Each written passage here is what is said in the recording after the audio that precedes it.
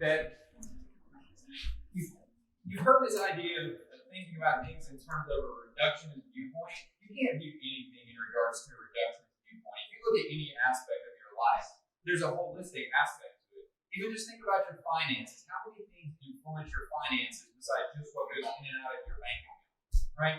So everything in our lives has to be looked at with a bigger perspective. And I want you to understand too, by the time I get finished talking today, I want you to understand how much potential you have for impact on your community, but also a bigger reach than even what you think just by the opportunity of what you have to be able to share. And it's so much information that we have to be able to share that most of us don't even have a small grasp of what that is. So let me give you a little bit of context about who I am. I'm Dr. Arland Hill. I'm a 7th generation farmer. I grew up on a row crop farm in North Carolina. And I didn't know it at the time, but looking back, that was one of the best experiences that could prepare me to share the information that I get to share from a clinical perspective or from an agricultural perspective.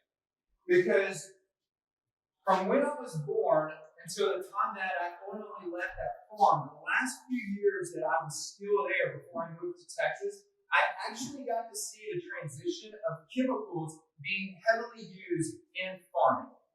And so about that same time frame in the 90s is when my family decided we're not going to do this ourselves anymore. We're going to lease the land out and we're just going to take rent off of the land. But what that did is we put no restrictions on the people that started renting the land. So everything that was a piece of what conventional agriculture was being told, I got to see that firsthand and reflect on that. But I also think what was important about that time is that when you turn into our farm, literally the first 2 to 3 acres going into our farm every year was gardens. And it was a variety of foods in those gardens. And that's what our family did from the time it started warming up in the spring to the time it started getting cold in the winter. And even when there were some brassicas out there in the cooler months, we were out there as a family doing things together. And those things all affect the decisions and the choices that people make around the food that you put in front of them. And so again, it's holistic, right? And so now I stand up here to tell you that I'm a 7th generation farmer, but I'm a 1st generation rancher. All we had were hogs. My grandfather was in the hog business along with the row cropping. And so cattle was not a part of my vernacular. I didn't do anything except for my grandmother had a few chickens and she gathered some eggs from, but I didn't do anything else with that. I wasn't really a part of that. So everything that I'm sharing with you from an agricultural perspective today has really been getting my hands dirty in the last 4 years and figuring this stuff out myself, right? And so my day-to-day work is as a functional medicine doctor. And someone said earlier, I don't remember which presenter it was Stefan. Stefan said that the term regenerative is probably destined for villainization, right? And I'm using the term villainization too aggressively there. But you guys see where I'm going with that, right? Functional medicine is the same boat, right? So everything you think you know about functional medicine, don't put me in that box, okay? That's not the box I revolve in. The box I revolve in is simply about whatever it takes to get the person in front of me better, that's what we're going to do, right? And so I, at the core, feel that I'm an educator. And that's the reason that I'm standing here with you today. That's the reason that I get in front of the camera and I shoot content for YouTube, is because we have an opportunity to educate people. And education drives change. Mm-hmm. How many of you have ever given someone a dietary recommendation, say, you know what, I think you really should do this with your diet? Raise your hand if you've ever done that. Did they listen to you? No. That's why people pay me now, right? If I'm going to waste my time to share stuff with you that I spent my time and energy trying to figure out, you're going to value that information, right? And I'm going to push you to make change with that information. And we do the same thing on the agricultural side. So with that introduction, let me share with you where we're going today. We're going to talk about a functional view of the current health nutrition crisis. I'm going to give you a bird's eye view of exactly what I see day in and day out and why the work that you do every single day is so critically important. Okay? We're going to look at some nutrition misconceptions. I'm going to make some of you mad. I'm going to push some of you backwards this afternoon, and that's good. You needed that. You need somebody to do that for you from time to time. All right? We're going to look at this broken paradigm of information dissemination. People buy into what is presented to them, and the majority of information that is put out there with an agenda and not for pure education and knowledge. Okay? We have an opportunity to get in front of that in our community, and we should be the voice of reason doing that. There needs to be a bridge built between agriculture and wellness. Doctors don't know about food. They don't. The ones that think they know about food make me want to pull my hair out. I listen to what they get on social media and tell the community out there, and it's go look for an organic label. That's nonsense. That doesn't say anything about the quality of food. Stefan, when you're doing research, are there organic labels on the food that you're researching? No, there's no organic label there. We're looking for quality in that food. What is the actual content in that food, right? So there needs to be a bridge built between these, and there's a way to make change, and I'm going to tell you how we make that change. And if you can't tell, I'm pretty passionate about this, right? Because I get tired of listening to nonsense get spilled around and watching people show up at my door. And I'm going to show you exactly how they show up at my door. And it is 100% based on this slide right here. This in 2 weeks, and I've done this for over a decade now. I go to Texas A&M Medical School every single year, and I speak to the medical students that are, as an elective, right? This is an elective. They take a complementary and alternative medicine course, right? As an elective, it's not mandatory, and this is the nutrition education that they get. 6 hours, elective, okay? But this is where we start, because I have to meet them where they are. So where they start is, or where we start with this is, every one of us wants optimal health, right? But you don't wake up one day, you don't wake up on Sunday morning or go to bed on Sunday night and have optimal health and wake up on Monday morning and have diabetes, right? That's not how that works, right? It's a slow, steady progression of dysfunction that is manifesting over time. So we end up instead with this transition from optimal health to disease.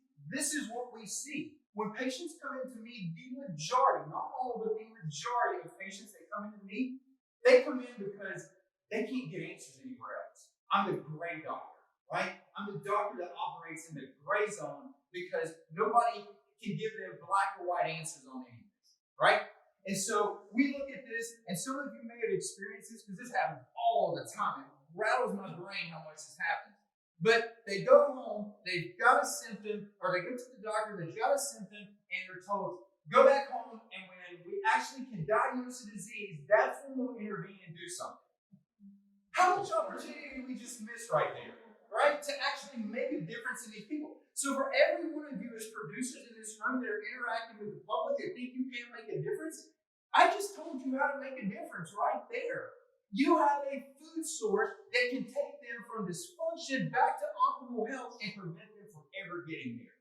You have a tool that their average doctor is not willing to give them. Use that. Steal my slide. Please. Please.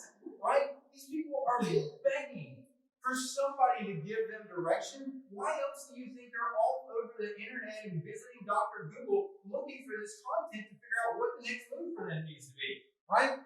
So we have an opportunity to push this backwards, and I'm going to show you that this notion that we have to wait until disease manifests is silly. It's absolutely silly, okay? And we have objective ways of being able to look at that.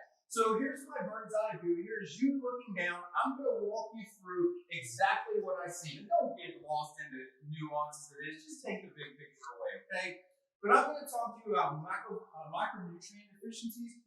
You know, for the last 2 decades, this has been a critical part of my practice. And it has been because if we don't understand what these nutrient levels are, everywhere you have a nutrient deficiency, you have a break in your metabolic function.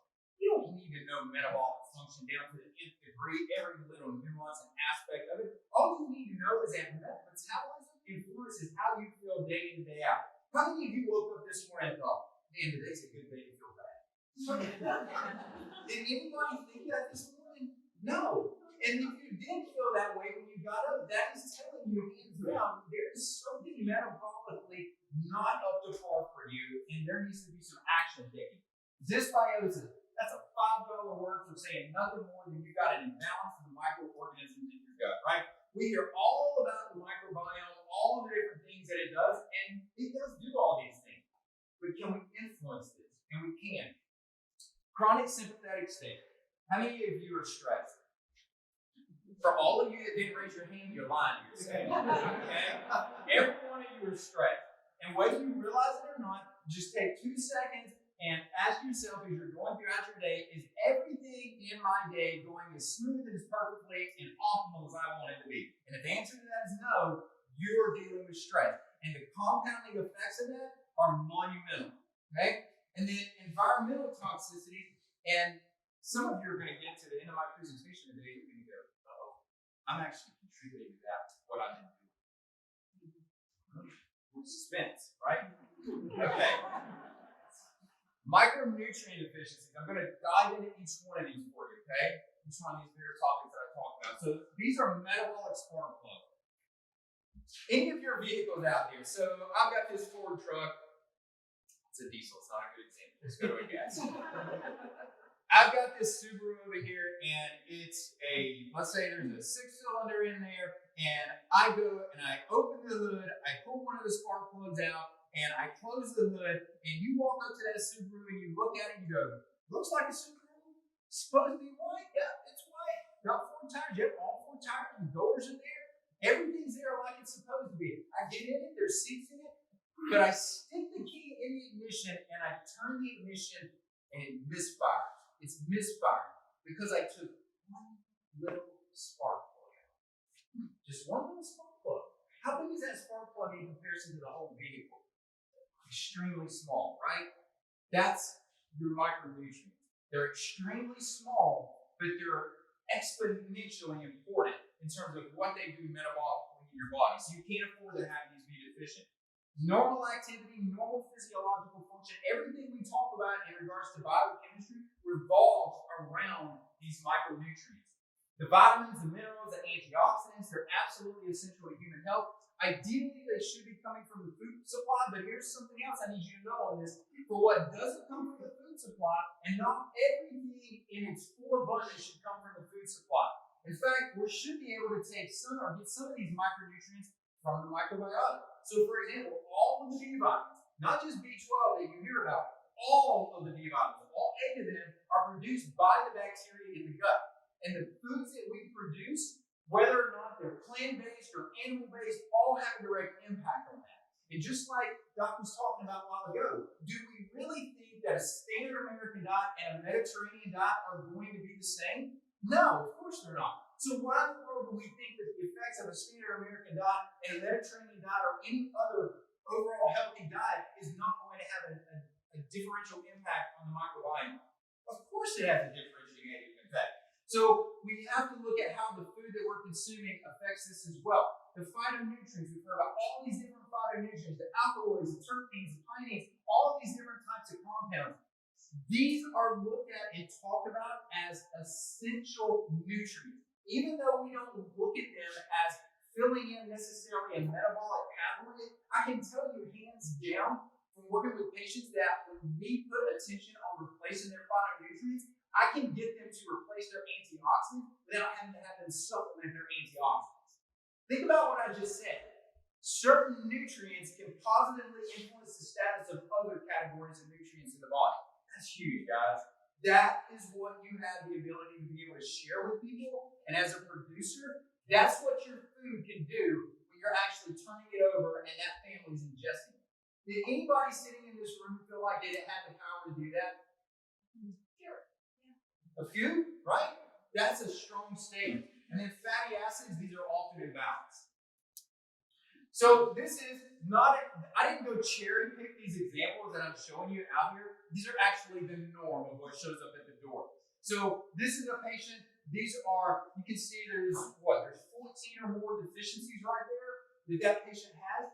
14 breaks in their metabolic function. I can tell you from looking at that they've got inflammation, they're destroying their cell membranes. We heard earlier about the mitochondria being the powerhouses, the energy producing areas of the cell. Our organ meat from the grass-fed animals that we raise is high in that coenzyme Q10 that directly protects and stimulates the production of energy from these mitochondria. So it's not just that food is a clean food, it's that food is getting translated into how that individual feels, operates, and thinks every single day. And that has a broad effect on not just that individual, but the people they interact with in the community around them. Right? You guys see how this starts to snowball in a positive direction? Right? There's a domino effect from this. Just to put a different example and give you a different way of seeing this, so antioxidant function.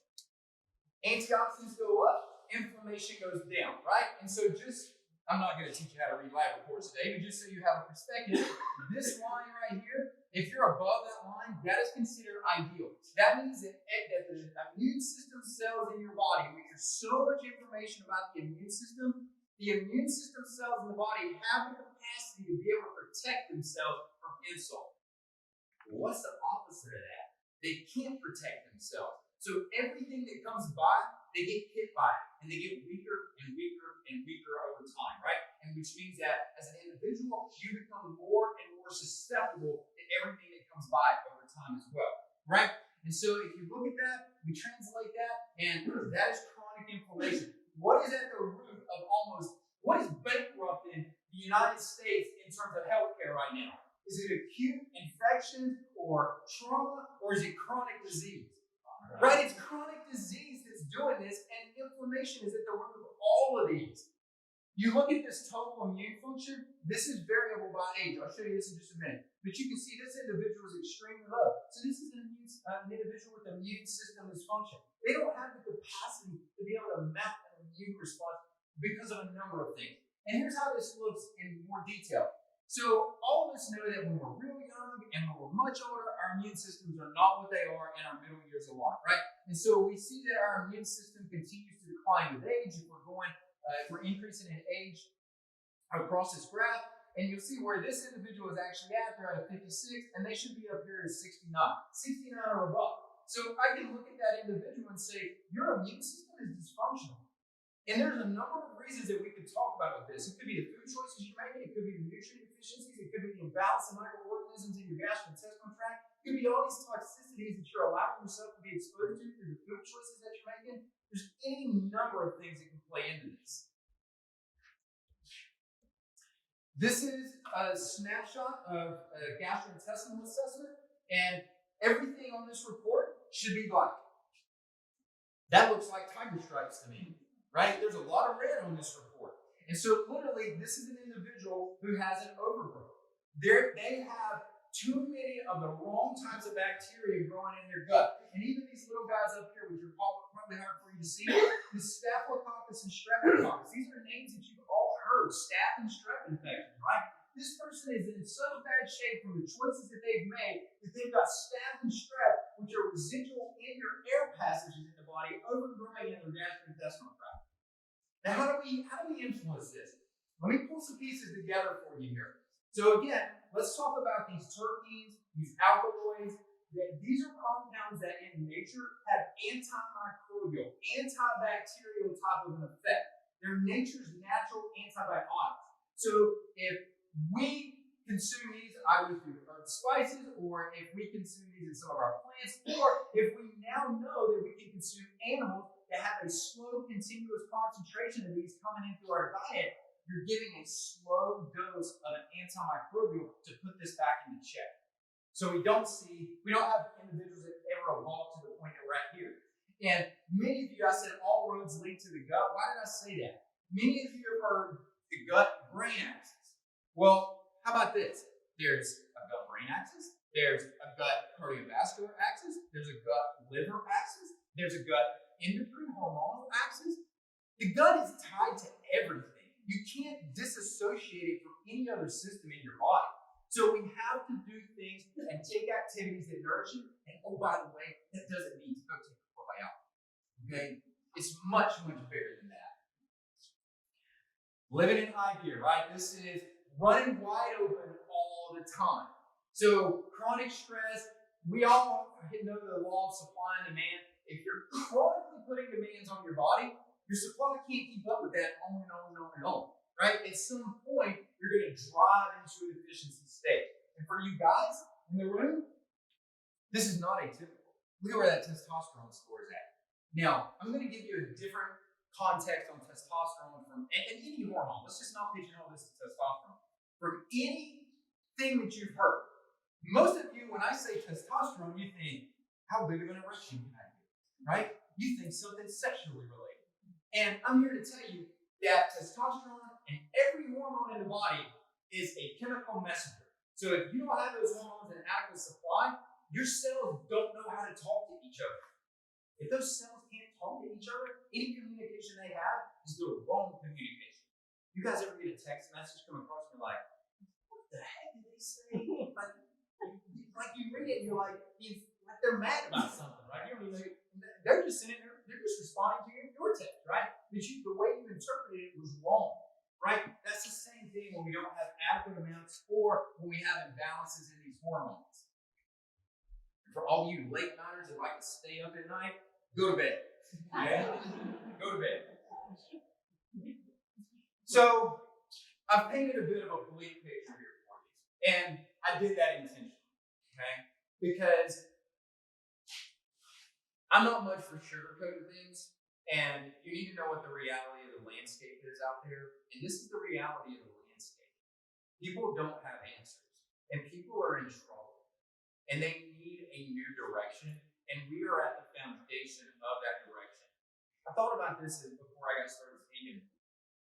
You know, we've all seen these examples where we like to be at the forefront of the next movement that's going to make money, and then we miss it, and we're like, oh man, if I'd have been a little sooner getting into that game, I could have made some money in that, whatever that arena was, right? And the end-all be-all goal of doing this in the regenerative ag world should not ultimately be to make money, although all of us should be making money and have profitable enterprises.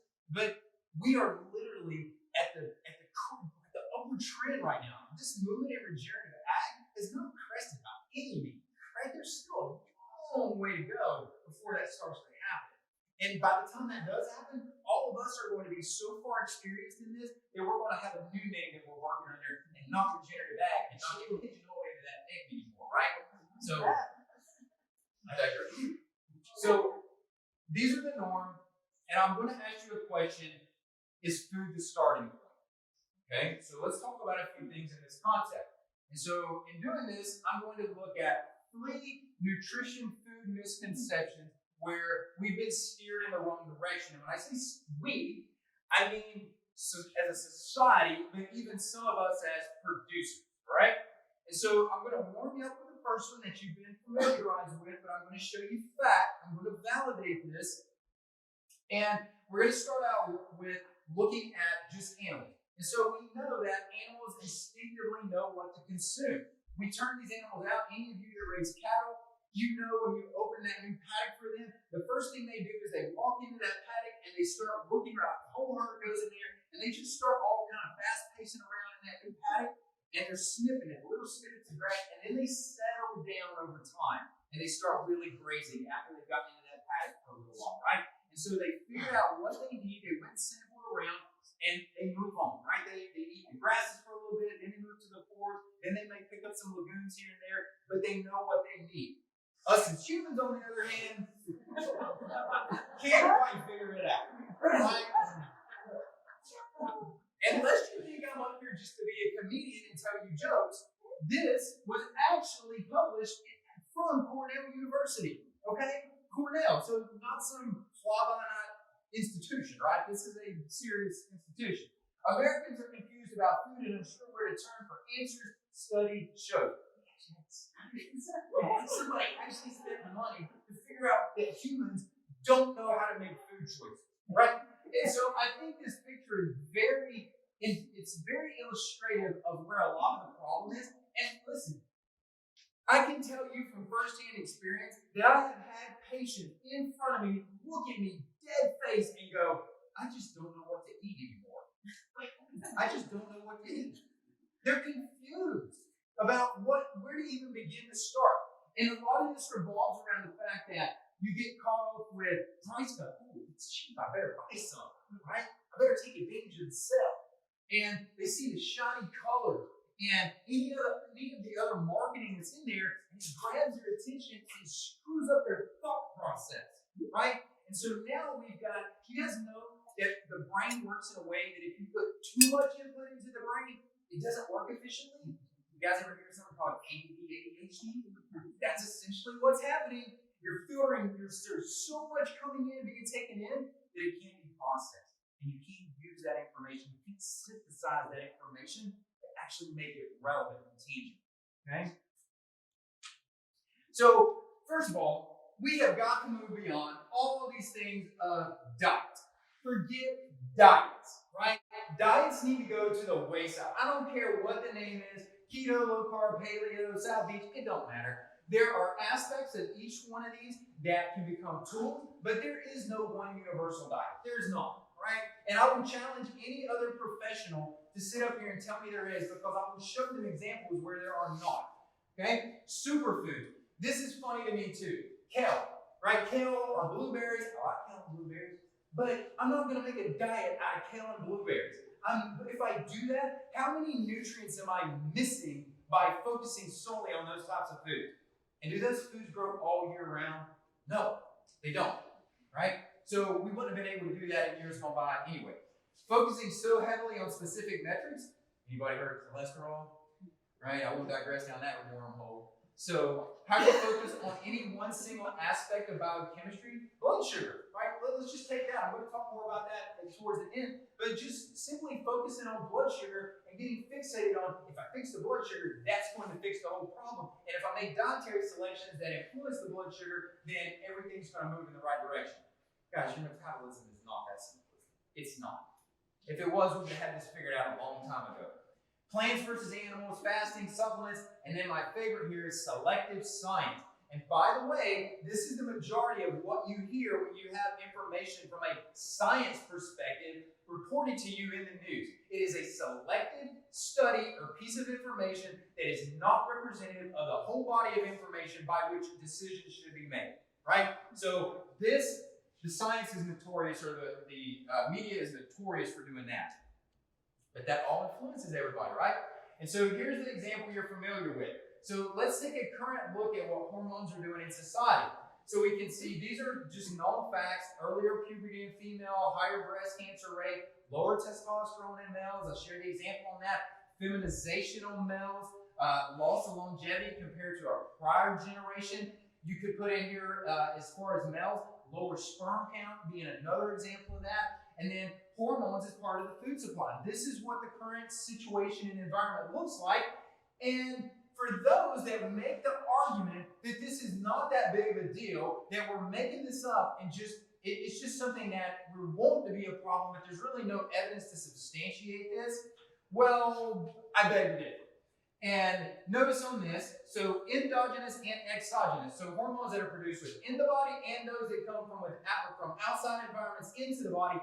These steroids, these hormones can be found in meat, milk, and waste materials. And notice on this, these can all be a source of exogenous steroids to humans, right?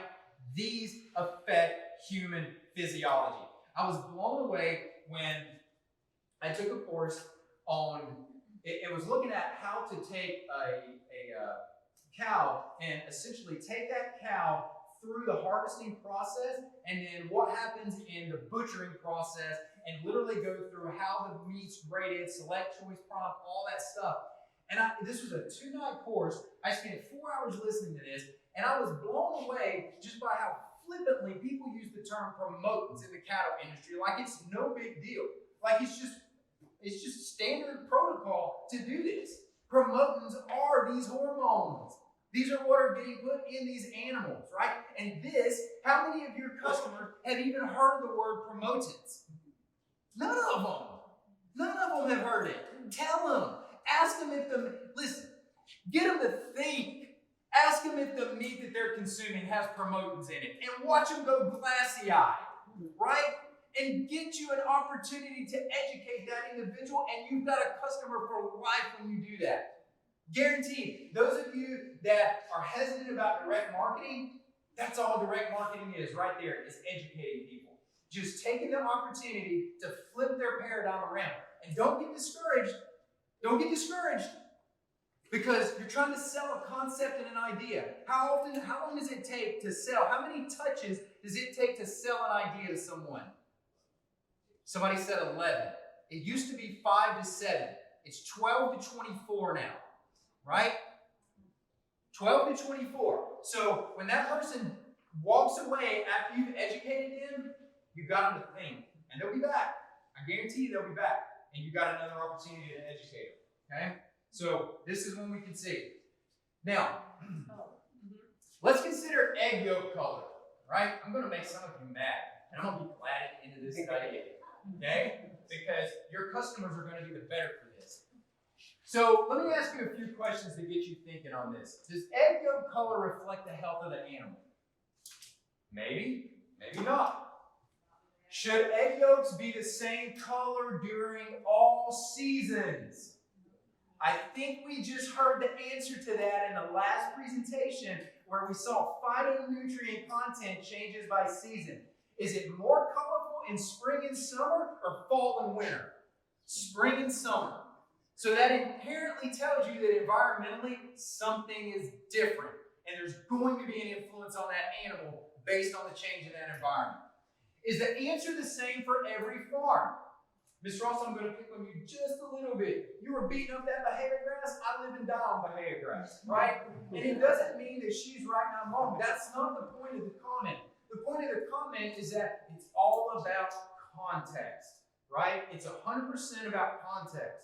And so this is not going to be the same answer for every farm. It doesn't have any impact on the fatty acid status. It's not going to, it doesn't give you any idea if the farmer's using any type of supplementation. And so have we been taught to follow a false or even at best a limited indicator?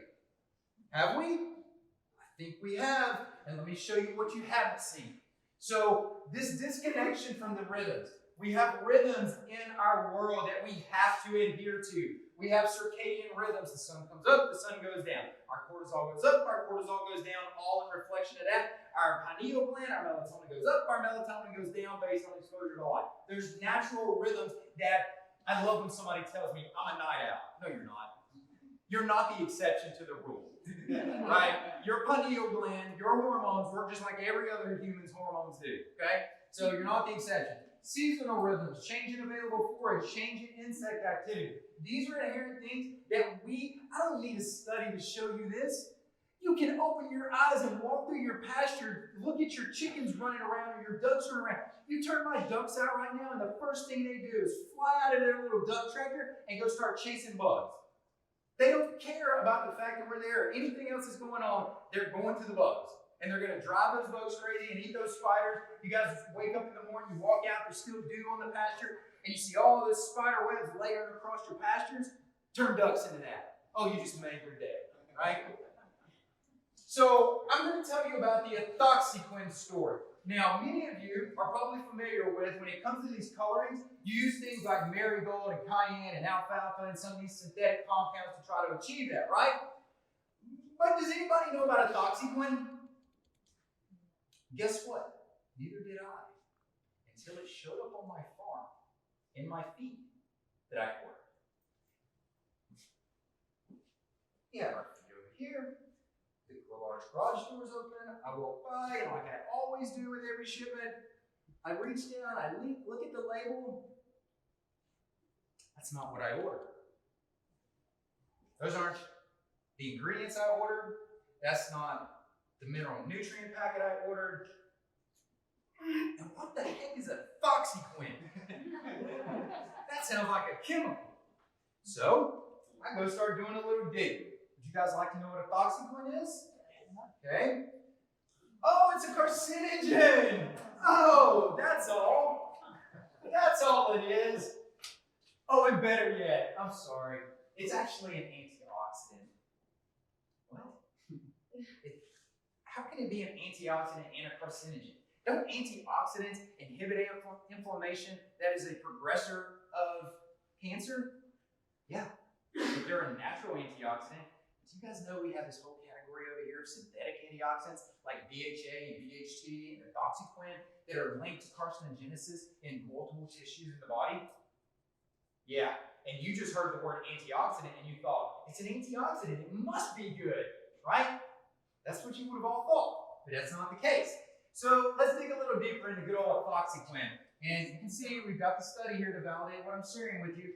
And if this was on the label, every one of you would have slammed the brakes and paused at that exact moment. If you had seen on your label 6-ethoxy-1,2-dihydro-2,2,4-trimethylquinoline, that would have made you pause, because that sounds a whole lot more problematic than ethoxyquin does, doesn't it?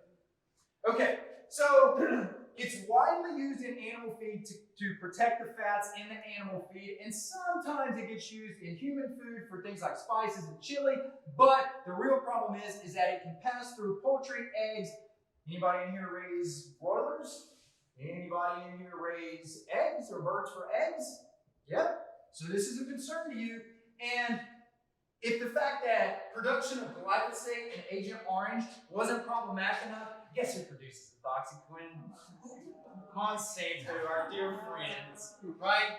And so they produce ethoxyquin, and the safety studies that were done on this, as is par for the course, were done by Monsanto. Right? But I'm getting somewhere with this. Hang in there. Lest you've never heard of this, do you think your customers have heard of this? Nope. So you're at the front line, and so you haven't heard of this, and certainly your customer hasn't heard of this, but you can see in December of 2020, last year, this study came out, less than a year ago, that in the European Union, this is now noted as a big enough problem that they have a biomonitoring system for it. Okay? And if all of that wasn't problematic enough, DNA damage induced by ethoxyquin in human peripheral lymphocytes. Those are your circulating immune system cells.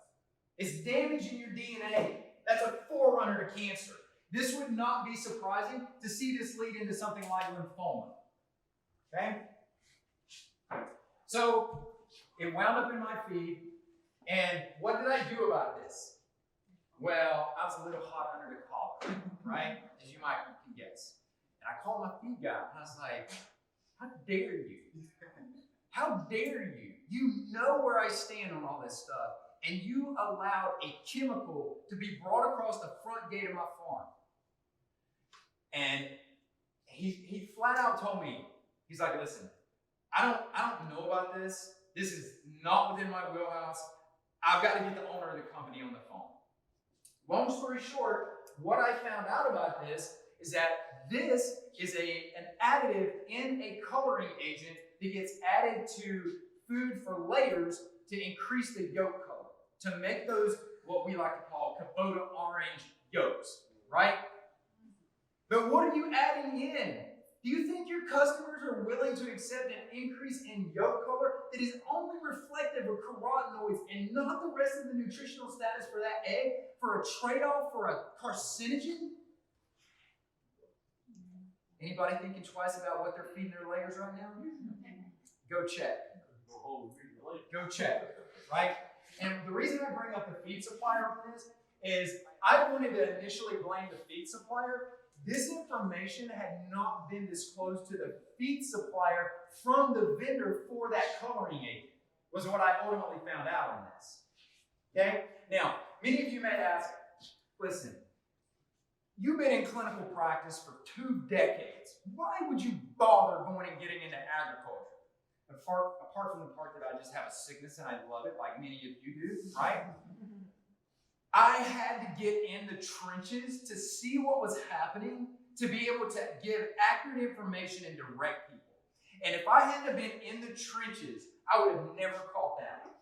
I would have never seen it, right? I wouldn't know how the cattle industry operates. I wouldn't know what the difference between grass-fed and grass-finished is, or feedlot-fed and grass-finished is at the core, right? I needed to be in it. And so is there an alternative? Yeah. And we actually have evidence to validate this. just use alfalfa, right? If you're not going to educate people on the changes of the seasons, put some alfalfa in there and make sure it's non-GMO, right? That's the easiest way to go about this. So here's the next one. How do we choose foods? Do we make educated avoidance of foods, or do we use dogmatic aversion to stay away from these foods? How do we do that? How do we make these decisions? Do we avoid particular foods in general? Is there support for our decisions, or are we going based on what we've been told? What are our standards? That's important. And then who do we believe? Right? Nobody. Always. Who said that? Nobody. Nobody. Trust nobody. Right? Trust yourself and nobody else. I didn't trust my feed supplier, and it paid off. Right? Trust nobody. So, dogma. I'm going to ask you something here. I'm just going to pose some questions for you to think about. The chicken I eat cannot eat wheat because I am gluten sensitive. Is that dogma, or is that legitimate? I must avoid soy because it's an allergen and I don't want to be allergic to it. Dogma or fact? Okay? If your chicken eats soy, I'm at risk of developing thyroid issues. Your chicken eats soy and I'm going to develop Hashimoto's thyroiditis. Is that legitimate, or is it dogma? Well, let's put this to the test. And so we get this study that comes out in January of last year, and this is not the only study that has showed this, but this is what this study validates among many others, is that the feed components that you're giving your animals, and when they did this study, they used 99 layers and 300 broiler birds to come to these conclusions, okay? So this wasn't one bird from each category, but they gave these birds a diet of peanuts and soybeans. Don't get distracted. I'm not advocating peanuts. I'm not advocating soybeans or anything else, okay? Take the content away. Get the bigger picture here. These animals were finished on these feeds, and when they took those animals and processed them, do you know which of those allergens they found in the meat for those animals? Did they find a peanut allergen? Did they find a soy allergen in there? Negatory. Didn't find any of it. The allergens from the food were not in there. Right? And so what does this tell us? This tells us that it's not the protein in the food that's going to directly translate to the protein in the final meat product. Okay? And the reason it doesn't work that way is because of digestion. When that animal consumes that protein, through that digestive process, that protein is taken from this long strand of amino acids, and it's just clipped and cut up into these small segments of amino acids. And then when that animal takes that in and runs it past the digestive process, it all gets reassembled. And the allergen is no longer there anymore. Okay? Now, don't go to sleep on what I'm getting ready to tell you next, okay? Because there's more to the point here. So, what carries over from feed forage to humans? I just told you proteins don't, all right? So proteins, feed, forage don't translate. However, fatty acids in feed do influence fatty acid profiles in meat. So the oleic acid in the grains you're given, the linoleic acid in the grains you're given, the omega-3s in the grains you're given, that all translates. It may not translate 100% the way that it did, that exact profile in the feed may not exactly translate in the meat product, but it's going to be similar, okay? And understand that when we talk about a ruminant animal versus a monogastric animal like a pig or a chicken or a duck, there's differences in the way that those digestive systems work, obviously, so it's going to change these fatty acid profiles. As you've already been told, the secondary metabolites in these feed products are going to carry over. And then you, sir, mentioned glyphosate. Glyphosate and the majority of these toxicants that we are all trying to avoid now are fat soluble. They're going to carry over. Okay? So here's some other areas of confusion for the people out there. Is consuming protein, especially red meat, dangerous? Well, I hope not, right? I hope it's not. Vegetarian diet is better than animal diet. Is that the actual case? What about organic versus nutrient dense or cooked versus raw? This is where people all go astray. They get too fixated on any one individual paradigm, and then when the paradigm doesn't work for a current situation for them, they lose faith in it. and they throw the whole paradigm out and they jump to the next one. They look, oh, well, paleo didn't work for me, so I'm going keto now. And keto didn't work for me, so I'm going carnivore now. You're missing the context of every one of these. There's value in all of them, right? And we have that potential to influence that. So what is nourishing food actually? Well, it's biochemical individuality. What is poison for me may be your potion. So everybody is unique, everybody's different. Just like we talked about these animals going through, and when they have the opportunity to self-select, they don't all self-select the same thing. They choose what is working for them. Dose-dependent effects. Too much of one thing, maybe, let's say you have 100 milligrams of one particular compound, one secondary metabolite, that may be my sweet spot. For somebody else, might be too much, right? So it's not consistently the same. The supplies on the amino acids, the vitamins, the minerals, the phytochemicals, is there variation in here? And then it all comes back down to this term you guys have heard, context.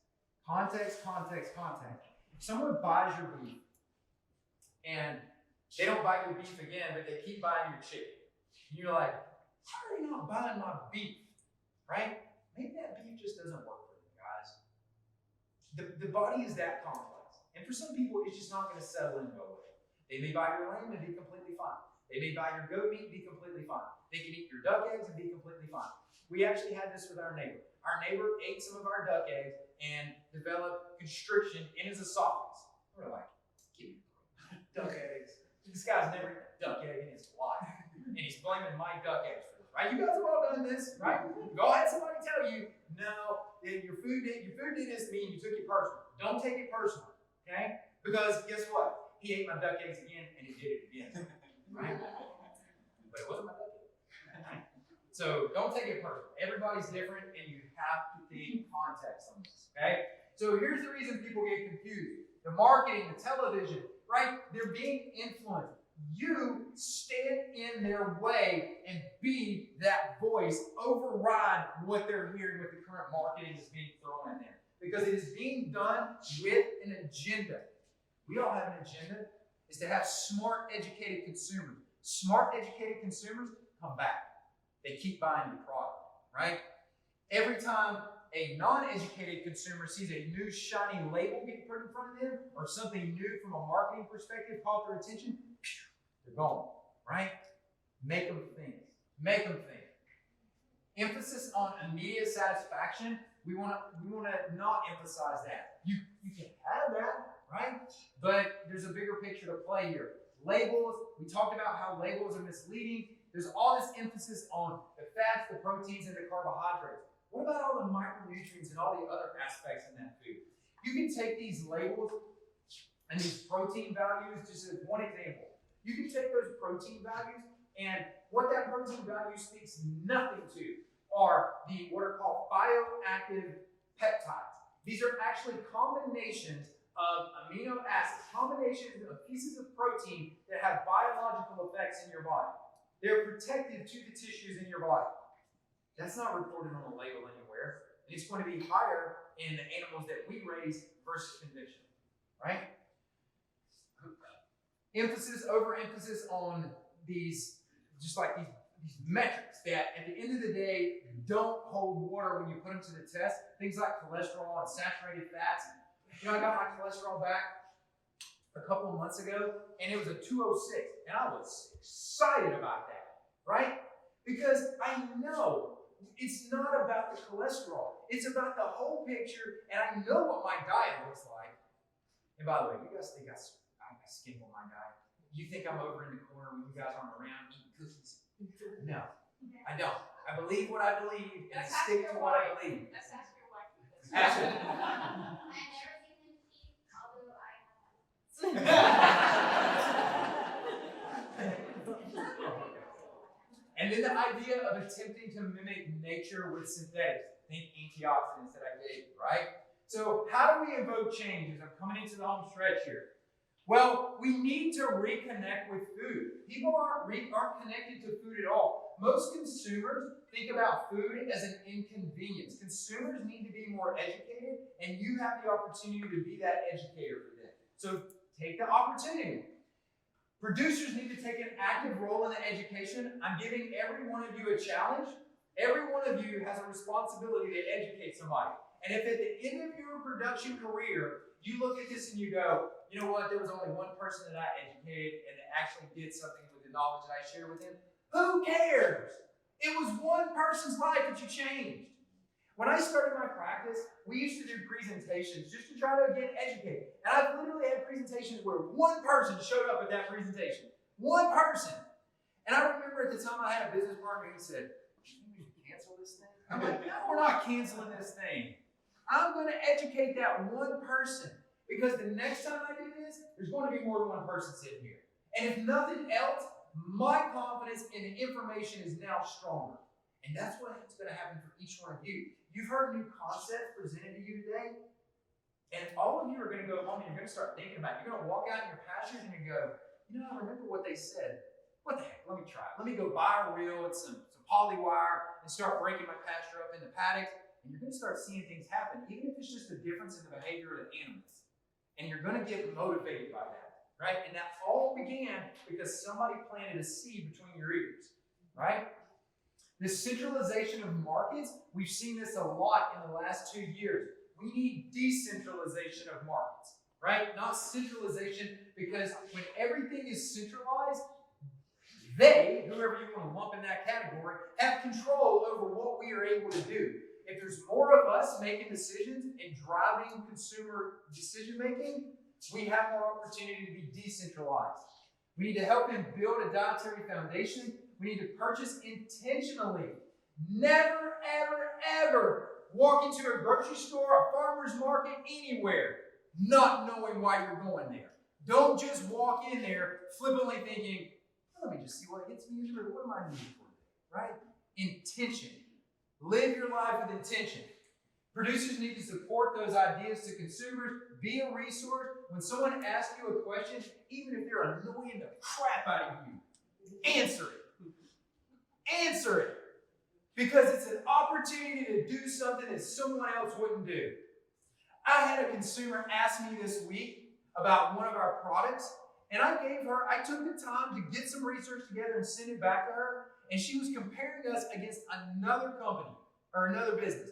And she flat out responded back to me in a follow-up email and said, "Thank you so much for going out of your way to send a thorough response.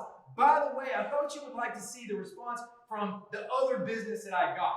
It was pathetic." Did we make an impression on that consumer whether or not they bought our food? Absolutely we did, right? So you want to build these communication networks and be a resource. We have to stop being these stewards of dominion. I presented this to my wife. She said, "Arland, what is a steward of dominion?" We try to dominate everything. We try to control everything. Stop trying to control everything. Just let things be and watch it. And just figure out how to operate and flow with the ebb and flow of it, right? Just figure out how to move with it. So controlling everything is the current prevailing philosophy. So all the sides that we use, the herbicides, the pesticides, desiccants, setting everything by a definitive harvest schedule, right? We're so by the book on everything. Does nature operate by the book on every single thing? No. Have a plan and be flexible, right?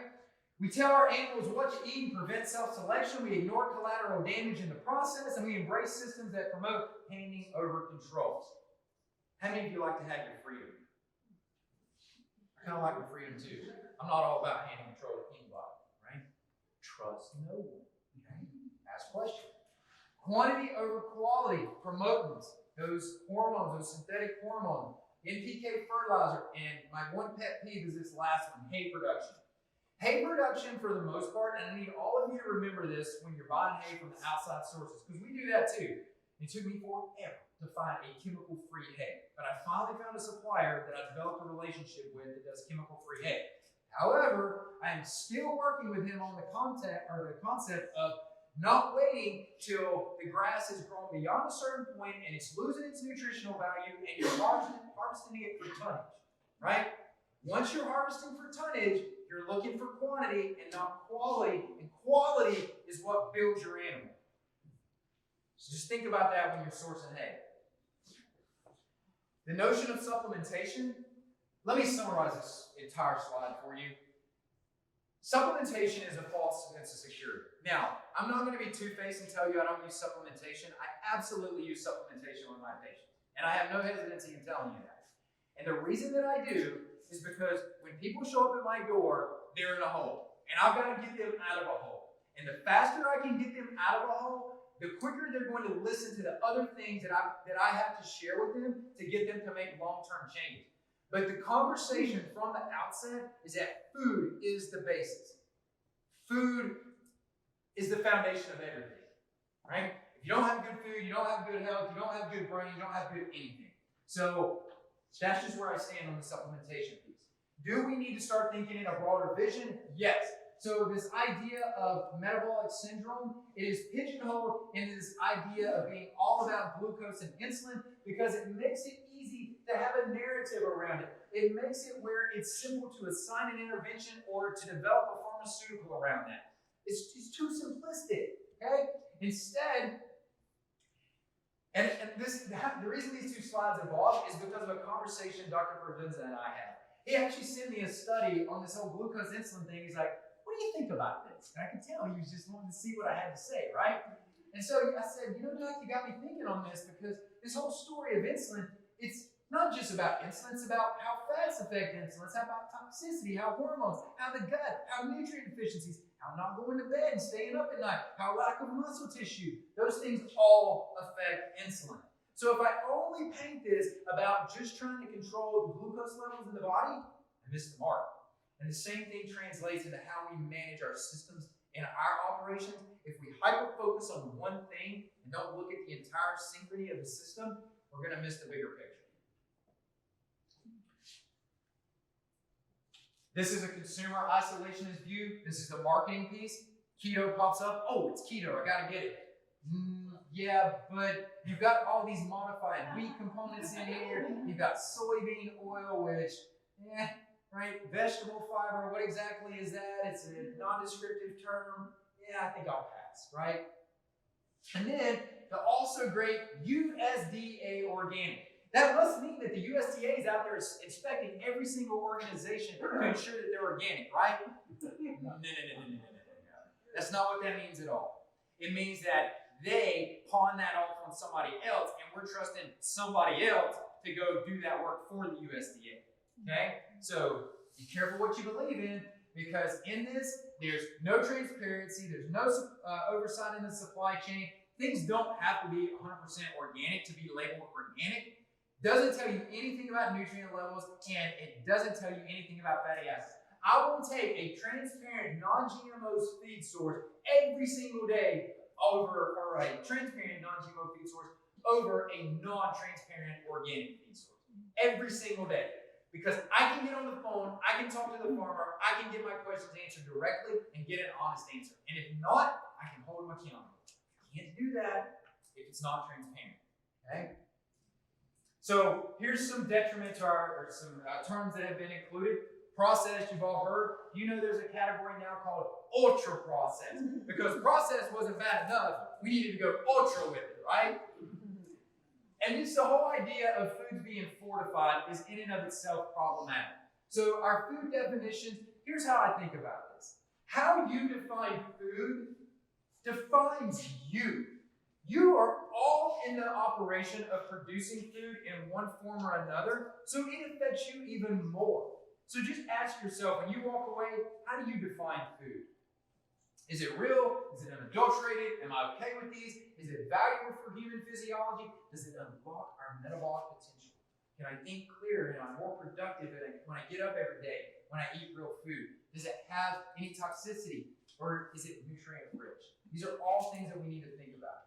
So what needs to happen going forward? Well, let me give you these points. And these are just my opinion, okay? So we need to acknowledge that achieving optimal health is not going to happen under the current model. We just need to put that out there, and we need to not tiptoe around that concept. We need to emphatically state it, because it's not, right? If it was, it would have. It would have already changed. Change is only going to be driven by consumer demand, educated consumer demand. Are we the movement for truth or part of the race to the bottom? For every one of you, this is a pet peeve of mine for other farms. For every one of you that is going to the grocery store and looking at what the prices of the products that you produce at your farm, what that product costs at the grocery store, shame on every one of you. Because you're contributing to a race to the bottom. You're playing a game you cannot win. Because you are not part of that system. You don't operate in that system. They have margins you're never going to be able to meet. So quit playing the game racing to the bottom. You have a better product, treat it like a better product. People need to reconnect to food.